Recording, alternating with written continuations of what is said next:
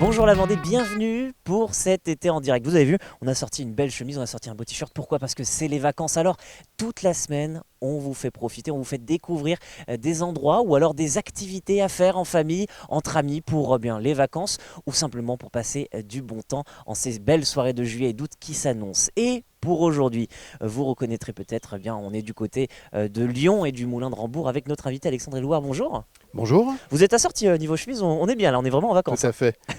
Alors parlez-nous un petit peu bien de ce lieu qui est très agréable, il n'y a pas beaucoup de bruit, on est au pied d'un camping, on est bien là au Moulin de Rambourg.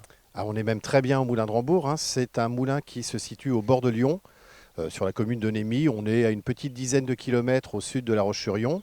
Et c'est le seul moulin qui subsiste d'une quarantaine de moulins qui occupaient la vallée de Lyon à la fin du 19e siècle. C'est un moulin qui n'est pas en activité en revanche, si. Alors qui n'est plus en activité, mais depuis fort récemment, si je puis dire, puisqu'il a arrêté son activité en 1981. Mhm. Faute de repreneur. Mais c'est un moulin qui a fonctionné pendant tout le 19e siècle et jusqu'en 30 mars 1981 et qui permettait notamment, c'est un moulin à eau, donc on voit ici sur la gauche le bief, donc le réservoir d'eau qui permettait d'alimenter une roue et laquelle roue allait alimenter des broyeuses. Alors il y a aussi un petit moteur diesel qui a rapidement été ajouté dès 1912 et ce moulin donc va ainsi broyer de la farine, enfin broyer du blé pardon plutôt, pour faire de la farine et livrer les boulangeries qui se trouvaient alentour jusqu'en 1981. Alexandre Élouard, il va falloir qu'on parle honnêtement. Vous nous parlez toujours de ce moulin quand on se voit, qu'est-ce qu'il a de si particulier? Pourquoi vous l'appréciez autant? Alors, d'une part, c'est le seul moulin qui témoigne de l'industrialisation, entre guillemets, de la vallée de Lyon au 19e siècle. Après, c'est un moulin, quand on le visite, donc il est ouvert tous les après-midi en juillet-août, de 13h30 jusqu'à 18h. Et c'est un moulin qui a été très tôt modernisé, en 1912. Et c'est tout l'intérêt de ce moulin, parce que les moulins ont disparu du paysage, on va dire, français, hexagonal, dans les années 30-50. Pourquoi? Parce que les minoteries arrivaient. Mhm. Et les minoteries avaient des rendements beaucoup plus importants que les moulins. Alors pour Et préciser, les minoteries, c'est les moulins version électrique si je puis voilà. dire. Et donc ce moulin qu'on trouve ici, en ayant été modernisé quelques 20 années en amont, avant l'arrivée des minoteries, a pu dégager des rendements qui étaient considérables, enfin conséquents, les mêmes, équivalents à ceux des minoteries, et a donc fonctionné comme ça jusqu'en 1981. Et ce moulin, à l'intérieur, on voit l'ingéniosité de l'homme, donc notamment sur tout le système qui permettait au grain de blé de descendre, de monter, un blanchisteur, un gros tamiseur qui a été installé, et donc témoigne aussi de cette ingéniosité, comme je disais, de l'homme, et c'est le seul vestige qu'on ait visitable sur la vallée de Lyon, donc en tant que moulin. Eh ben, on va continuer d'avancer, de reculer un petit peu pour justement voir avec un peu plus de recul ce beau moulin. En plus, on va pouvoir découvrir ce bel endroit parce que on peut bien simplement se promener, mais on peut aussi prendre le temps d'un pique-nique parce que c'est quand même sacrément agréable. On a le bruit de l'eau au fond, on l'entend. Enfin, c'est une superbe atmosphère qui se dégage de ce lieu. Complètement, hein, on le voit, hein, il y a des tables de pique-nique, des zones qui ont été aménagées. C'est un endroit qui est fort couru pendant les vacances et notamment sur les week-ends. Et là, vous avez sur enfin sur ma gauche, donc le Bief, et Mhm. juste sur ma droite, vous avez Lyon. Donc Lyon qui court sur à peu près 52 km. Et l'exutoire de Lyon, il va se jeter après le Chaos de Piquet dans le Lay. Et là, on est à peu près à mi-distance entre La Roche-sur-Yon et le Chaos de Piquet. Si nous prenions un drone ou si nous étions un vol d'oiseau. Alors, Piquet, on le sait, il y a les gaguettes bien connues. Ici aussi, vous allez organiser des concerts, notamment au mois d'août. On en parle dès maintenant, c'est pas pour rien, c'est parce que, vous le savez, chers téléspectateurs, il n'y a pas beaucoup de Vendée en direct début août. Donc, c'est important d'en parler dès maintenant. Voilà, alors des concerts, ça sera la 5e édition du festival qui s'appelle Au son de Lyon. Donc en hommage à cette rivière si présente. 4 jeudis, les 4 premiers jeudis d'août, donc le 3, le 10, le 17, le 24 août, et à chaque fois une ambiance, une esthétique musicale différente.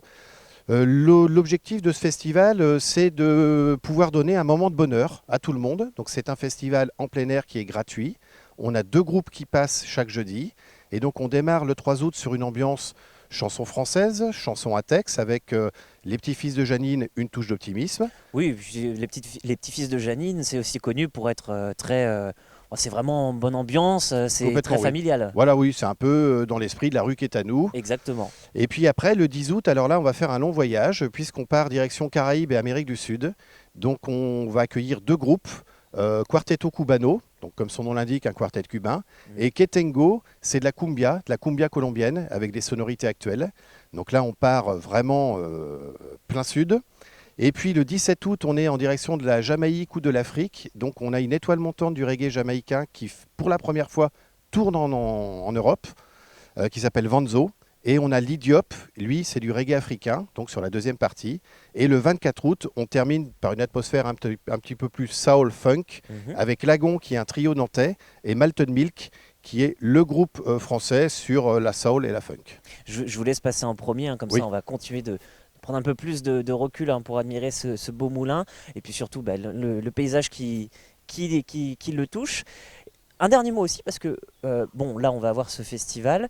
Je présume que vous invitez tout le monde, les touristes, les locaux. Il n'y a pas de jauge forcément. On essaye d'avoir un nombre de personnes, de battre des records, pas du tout. On est sur quelque chose d'assez intimiste. Non, alors on n'est pas on n'est pas intimiste, hein, parce qu'on a vraiment pas mal de monde. Alors effectivement, le festival, on accueille tout le monde avec grand plaisir. On a bien évidemment des locaux qui viennent, mais également des touristes. Et on observe année après année que ce festival grandit, grossit. Alors on est en plein air, donc c'est plus facile. Il n'y a pas de jauge, on n'est pas dans une salle. Mais on a des chiffres de fréquentation, si je puis dire, qui sont assez exceptionnels pour ce festival, dont je vous rappelle quand même que c'est la 5e édition, donc il est relativement jeune. Parce qu'on a fait le focus donc sur le Moulin de Rambourg, parce qu'il y a énormément de choses à dire, mais il nous reste quelques secondes pour évoquer 2 ou 3 autres idées de sortie. Alors, en votre qualité de directeur, je veux bien que vous nous donniez d'autres idées sur le secteur du pays de La Roche-sur-Yon. Alors une belle découverte à faire, c'est une balade guidée à vélo électrique. Donc on part de La Roche-sur-Yon, on arrive au Moulin de Rambourg, on peut traverser Encore le lui. gué à vélo, donc là on roule sur l'eau, et on file un peu plus loin, au sud, 4 km en aval, et on va découvrir la maison des libellules. Donc laquelle maison est ouverte tout l'été, tous les jours. Un réservoir de biodiversité, une prairie de 2 hectares, des œuvres d'art naturelles dans le jardin, des ateliers qui sont proposés, des animations. Et si on descend encore un peu plus bas, à partir de la maison des libellules, on va découvrir le Chaos de Piquet, donc ce formidable site que tout le monde connaît en Vendée à peu près. Et je vous conseille aussi de vous arrêter à Némy, à la poterie de Némy, poterie de Némy qui existe depuis 1857, donc une transmission des savoir-faire, une transmission familiale depuis 1867. Et là, vous pourrez découvrir toutes les étapes qui amènent donc à la réalisation de ces poteries. L'argile est récupérée quelques 1 km à côté. Les motifs iconographiques sont les motifs qu'on peut apprécier ici au bord de Lyon, les fleurs qu'on voit par exemple. Et on a une forme de poterie un peu particulière qu'on appelle le poule piquant. Le poule piquant, c'est un génie qu'on trouve notamment dans le Chaos de Piquet, au milieu des farfadets, des galipettes et des garous. Eh bien, merci beaucoup pour cette petite envie de rêve. N'oubliez pas, hein, si vous allez du côté de Piquet, on prend ses déchets avec soi, on est dans un espace naturel sensible, c'est important de leur dire. Merci beaucoup d'avoir accepté notre invitation et à bientôt pour un nouvel été en direct.